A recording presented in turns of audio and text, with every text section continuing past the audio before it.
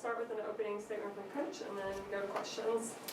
Well, I tell you this, I'm grateful to be playing at home on Thursday. You know, when we started the season, and we've been playing, as everybody knows, Power Four teams, we've yet to play one at home. And so, really looking forward to some home court advantage. Everyone has been having a lot of luck at home, so I'm hoping we get that same type of luck when we play here. Even when I think back, we get in tie game, NC State banks a three. We play A&M, same thing that we've done to teams, they did to us. They cut the lead. They start hitting step-back threes. People that don't hit threes started hitting them. That's the magic dust of being home. But I want to say that when we did play NC State, when we did play A&M, there was a crowd, and the crowd got involved. And so for me, I think our next three games are at home. We really would appreciate some home court advantage. It makes a difference. Both times in those two games, we were making a run back, and the crowd completely wiped us out. When we were in the Bahamas, we had an incredible crowd, got us back in the game versus UConn, being down 19, going into the fourth. So really happy to be home. On Sunday, we have our fan appreciation. Everyone gets in free. Oxford community, please show up and show out. And then tomorrow, I know that they have like some type of card decal going out. So that would be great for 50 years. So that's what I got. I asked Maddie, and she kind of alluded to what you said, and you don't really use the word big-headedness so much when you talk about your team, but it felt like that's what you did on Sunday. Is that still kind of what you feel looking back? Yeah, you know, right now I'm not. I could imagine that people were incredibly critical that we had a 16-point lead and got taken down. I just think it's human nature. I think people really forgot we were down, 20 plus versus SC. We were down 19 versus UConn. We were down 20 versus NC State and got back in the game. We just hadn't been home yet, and it's just human nature. It was a situation we've never been in. So that was new for us. And, there's a lot of newness with our group, from staff to players. And so we're just going to learn and grow through that. I think both players said it was probably the biggest single learning moment of the year. Do you Absolutely. feel like that? And maybe from reviewing the tape and just with the practice, Yeah. How much can you take from that? Yeah, I mean, to me, it was the most painful, for sure. Here we are, the SEC, best conference in the league, arguably, but it's top two for sure. The numbers show that, right? And we have a chance to jump 2-0 from being on the road. And everybody knows in the SEC, the road games are brutal, okay? And we have an opportunity with 16-point lead. We get 3 stops, and we win the game, whether it's ugly or not.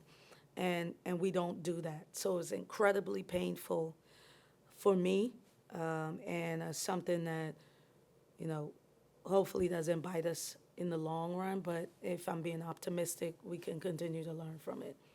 How you felt you improved on offense with what you brought in? How are you feeling about that offense, 2 games of league play? I think, 85 points and then 58 points, but I think we have to just stick to what the program is built on. That's the defensive end. We got tight, just like those other top teams did, but we needed to get stops, and we didn't. And that's the difference, because we had built so much of a cushion. Had we just strung together a couple stops, we win the game. And sometimes you got to win ugly, especially on the road, especially in this league. We're going to have 10 teams go to the tournament, So, our net even didn't drop a lot because of we're in the SEC, and we have to defend no matter what. Last year, everybody knew we couldn't score that much, but we won 12 games. And so the learning thing is for this team as, yeah, we got better offensive talent, but the formula is still a formula. The foundation of this program was built on the defensive end. And the minute we start to get away from that, that happens.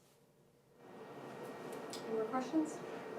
I asked Maddie what she felt, minus take away the result in that last half with the new players mixing 2 games in the SEC play. She said a game and a half in, she felt great. Yeah. You feel like the gelling is where you want it to be? I think we have a ways to go.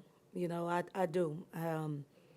This group, what's different from this year to last year is I only have from a starting group 2 players that have played at least 2 years, and really only one that has played more than 2 that plays a lot, and that's Maddie. Last year, I had a bunch of players that had been in the system at least 2 years. So, and that's the portal, right? So I think I'm still optimistic about my team. I think that I don't know that we're done taking L's. I think we're gonna learn through it, but I'm confident that at the end we'll have a positive result. I will be the first one to be shocked if we don't have a positive result. We just have to weather those storms, learn from them, grow from them, and move forward and take advantage of home game opportunities. The first one, Vanderbilt, well-oiled machine, only 2 losses. They're going to come in with a lot of confidence. They've improved tremendously.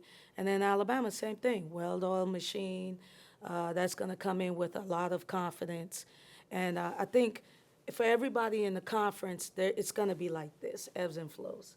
And I think the teams that withhold and stay together and be resilient through those learning moments will come out successful at the end. I don't know that we will have an undefeated team this conference season, you know, and that's not me minding anybody's business.